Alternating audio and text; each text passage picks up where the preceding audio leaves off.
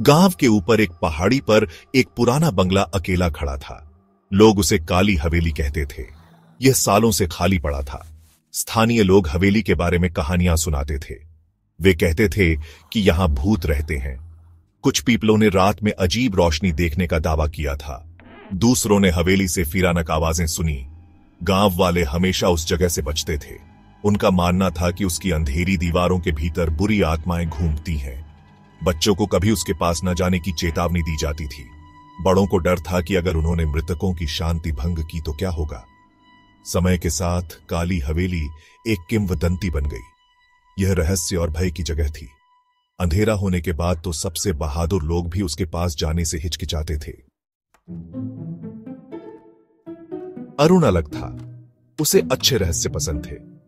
उसने और उसके दोस्तों प्रिया और रोहित ने एक छोटा सा ग्रुप बनाया।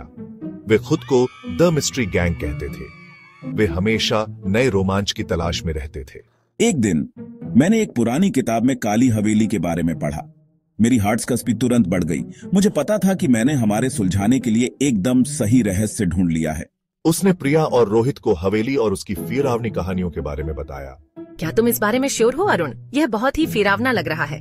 हाँ, मुझे नहीं पता, पर तुम्हारा जोश देखकर मैं भी एक्साइटमेंटेड हो गया हूँ। जल्द ही वे अपने अभियान की योजना बनाने लगे। उन्होंने शनिवार की रात हवेली जाने का फैसला किया। पूर्णिमा की रात थी, जिसने उनके साहसिक कार्य में उत्साह की एक अतिरिक्त परत जोड़ दी। दोस्त काली हवेली पहुंचे तो चांद आसमान में ऊंचा चढ़ गया था।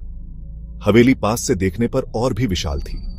दीवारें ढह रही थीं और खिड़कियां बंद थीं। सड़ांध की गंध से हवा भारी थी। यह जगह तो जितना मैंने सोचा था उससे भी ज्यादा फिरावनी है। जैसे ही उन्होंने अंदर कदम रखा, एक कोल्डी हवा ने उनके पीछे के दरवाजे को पटक दिया। उनकी रीढ़ की हड्डी में कोल्डक दौड़ गई। हवेली अंधेरी और खामोश थी, सिवाय उनकी अपनी सांसों की आवाज के। वे सावधानी से धूल भरे कमरों से होकर गुजरे।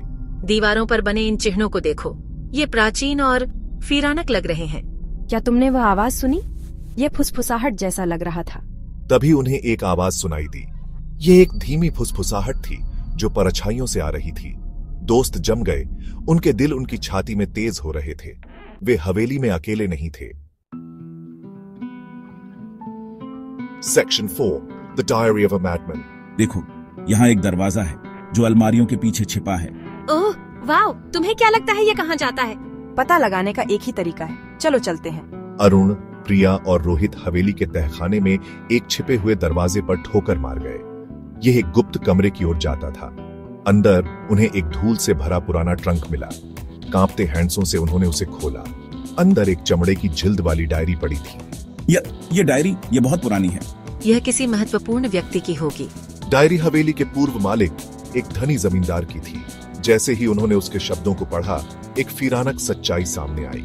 अरे नहीं, ये सच नहीं हो सकता। जमींदार पागल हो गया था। उसका मानना था कि उसकी पत्नी और नौकर उसके खिलाफ साजिश कर रहे हैं। गुस्से में आकर उसने उन सभी को हवेली के अंदर बंद कर दिया और आग लगा दी। ये बहुत ही फिरानक है। डायरी अचानक समाप्त हो गई, जिससे दोस्त फिर भीत रह गए।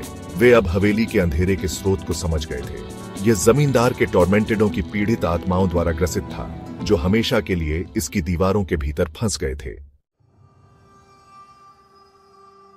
Section 5 trapped. हमें यहाँ से निकलना होगा अभी। हर दरवाजा बंद है, हम क्या करें? खिड़कियां, शायद हम उन्हें तोड़ सकते हैं।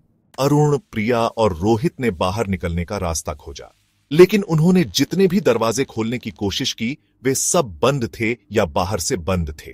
खिड़कियां कील ठोंककर बंद कर दी गई थी। वे फंस गए थे। यहाँ अचानक से इतनी ठंड क्यों हो गई है? क्या तुम्हें भी ऐसा लग रहा है? कोई मुझे छू रहा है। अचानक तापमान गिर गया। उन्हें अपने कंधों, अपनी गर्दन पर बर्फीले हाथ महसूस हुए। उन्होंने बच्चों की हंसी सुनी, क्रूर और मजाक उड़ाते हुए। वह क्या है? वहाँ कौन है? कुछ दिनों बाद ग्रामीणों को अरुण का कैमरा काली हवेली के बाहर जमीन पर पड़ा मिला। लेंस टूटा हुआ था। आखिरी तस्वीर अरुण, प्रिया और रोहित की थी। उनके चेवरिये दहशत से भरे हुए थे। उनके पीछे भूतिया आकृतियां दिखाई दे रही थीं। हवेली खामोश खड़ी थी। उसके रहस्य उसकी क्रम्बलिंग ती दीवारों के भीतर सुरक्षित थे। द मिस्ट्री गैंग को फिर कभी नहीं देखा गया।